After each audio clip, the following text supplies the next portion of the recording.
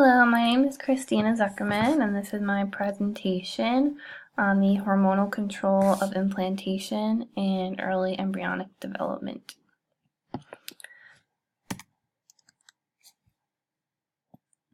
Okay. So implantation usually occurs 7 days after fertilization. Progesterone is released to relax the smooth muscle wall of the fallopian tubes to allow the transport of the dividing embryo from the ovaries to the uterus where it'll implant. The blastocyst implants into the uterine wall by releasing enzymes that allow it to invade the endometrium of the uterus. The blastocyst implants into the uterine wall and development of the placenta begins. Blastocyst becomes an embryo and releases enzymes that cause the chorionic villi of the placenta to cause exchange of nutrients and gases and waste between the mother and the baby. During this time, the developing embryo and the placenta secrete many hormones to regulate the pregnancy. The placenta secretes mainly 4 hormones that prevent menstruation and also regulate other factors of pregnancy.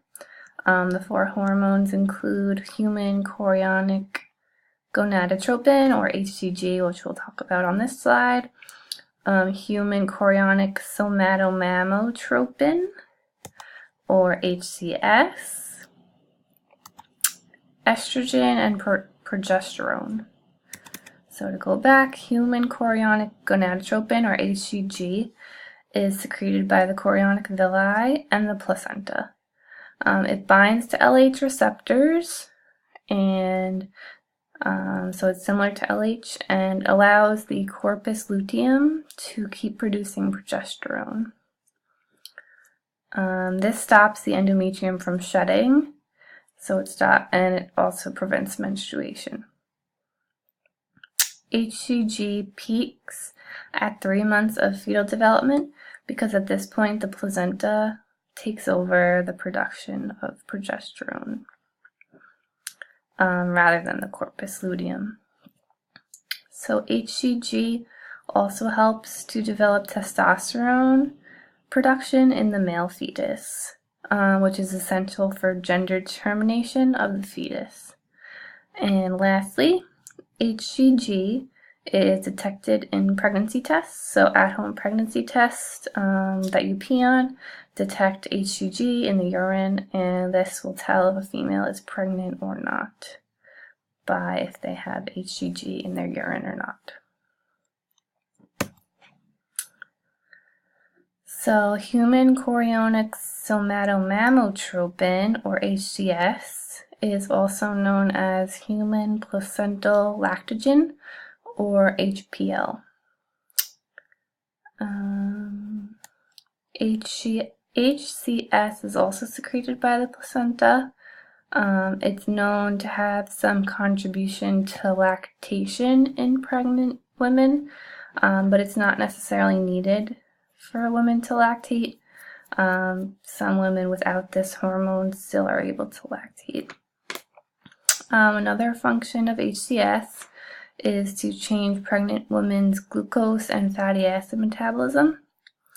This is done in order for the developing fetus to grow more successfully. And then lastly, 2 of the most prominent hormones during pregnancy are estrogen and progesterone. They are first produced by the corpus luteum through the regulation of HCG, like I said earlier, and then later the production of estrogen and progesterone come directly from the placenta.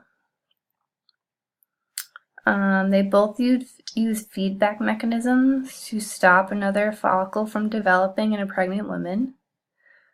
Estrogen helps in the development of milk secreting ducts in pregnant females, and progesterone maintains the endometrium from shedding and stops uterine contraction, so it mainly helps to stop menstruation during pregnancy. And all these hormones are essential in maintaining a healthy pregnancy in a woman. And here's my Works Cited page, and thank you for watching.